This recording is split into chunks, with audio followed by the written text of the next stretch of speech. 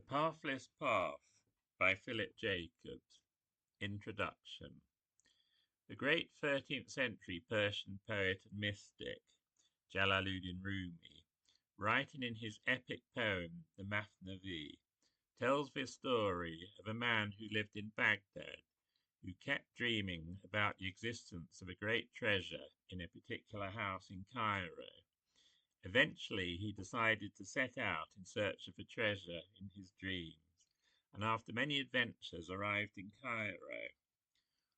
While wandering the streets looking for the house, he met a man who told him how he continually dreamed of a great treasure of a house in Baghdad. The first man from the description recognized it to be his own house, and on returning to Baghdad found the treasure he had sought. Although the treasure had been in his own house all the time, it had been necessary to make a great journey to become aware of its existence. This theme of the search for treasure appears in many of the world's great mythologies. In some stories, the seeker falls asleep and forgets the quest and has to be awoken to the real purpose of life, so that the search can continue. The parable of the prodigal son from the Gospels is one such story. It tells of a man who asks his father for his inheritance and then travels to a far-off land where he squanders what he has received. Eventually, he is reduced to eating the husks of the food fed to the pigs. In complete desperation, he comes to himself and remembers his origins.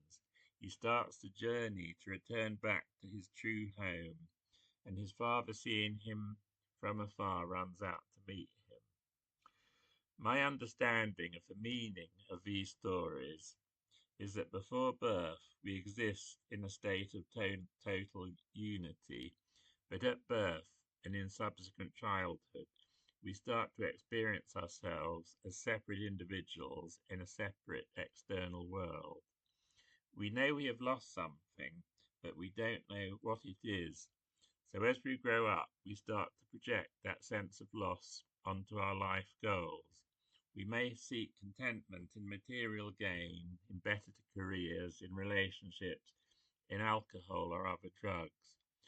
Whilst all these things may bring a degree of contentment, they are also all transitory and by their very nature subject to the limitations of time and space.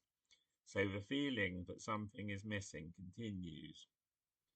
Once this aspect of the search for contentment in the outer world is exhausted, we may start to search for it inside ourselves in the form of special states of consciousness. If we follow the instructions of our teacher and do enough spiritual exercises, then eventually we'll find ourselves in a permanent state of unending bliss. Yet however much we practice and however deep our experience, it still seems to be limited and subject to a beginning and an end. We may just see consciousness as something that lies in the future or even in another lifetime once we have completed all the work. At this stage in our journey, there can be both a stumbling block and a great opportunity. The stumbling block is that in pursuing a special state of consciousness at some time in the future, it is always going to elude us, and we will only have a glimmer here and a glimmer there. And like our search for happiness in material gain, it will still not fully satisfy. In seeking consciousness in a special future state, achievable only once we have done all the necessary work, we will always miss the fact that it is only ever here right now. The opportunity at this stage of exhausting the search, both in the outer world and in special future states of consciousness, is that we start to notice that there is nothing to look for. We have missed it because it is so close that it's been overlooked as too obvious and simple. It is rather like trying to look at your eyes without the aid of a mirror. It is impossible, since they are the instrument of seeing. so how can they see themselves? It is just the same with consciousness. It has only eluded us as an object to find, since it is itself a subject. It is already looking out through our eyes and hearing through our ears and sensing through all our senses right now. It was just as present before our search began. We have not uncovered it or developed it one iota. All that has happened is that the search has been exhausted and a recognition has taken place. We have lived with a consensus view of our identity as the result of identifying with the vehicle of consciousness rather than with the consciousness itself. But when we relax into what is looking out through our eyes, at first there is just nothing. There is a vast, still, empty spaciousness, but is also an immense fullness from which our thoughts, feelings, and desires are arising and returning. Happiness arises and returns. Fear arises and returns. Our entire lives arise and return. All activity is just a ripple on the surface of this vastness. We are all just the ripples on an ocean of stillness, and at the same time, the whole of the ocean. It is formless and without boundary. It is totally ordinary and ever present. Every aspect of our lives, without exception, our successes as well as our failures, are all part of the pathless path, the journey to acknowledge that which was never lost and never found, was never more or less.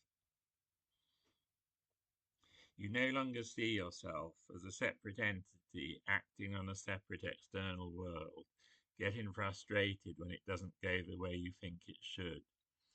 Rather, you experience yourself as the witness of an immense drama, where the one mind plays every part in the drama. Everything is seen to emerge out of this great ocean, including your own apparent thoughts, feelings, and actions, and you are just a great stillness that quietly observes its own play in the same way you might watch a film at the cinema. The character you are playing will still experience sadness and joy, pain and pleasure, illness and health, and whatever your role requires. And yet somehow it is all different. It's like the analogy from Zen. At first there are just mountains and rivers. Then the mountains and rivers disappear. Then in the end there is just mountains and rivers again. The purpose of this autobiography is to illustrate my own experience of the pathless path, and to show how events, which at the time appeared to be random, were, when seen from a fuller perspective, all a part of a great play, which is literally nothing at all to do with me as a separate entity.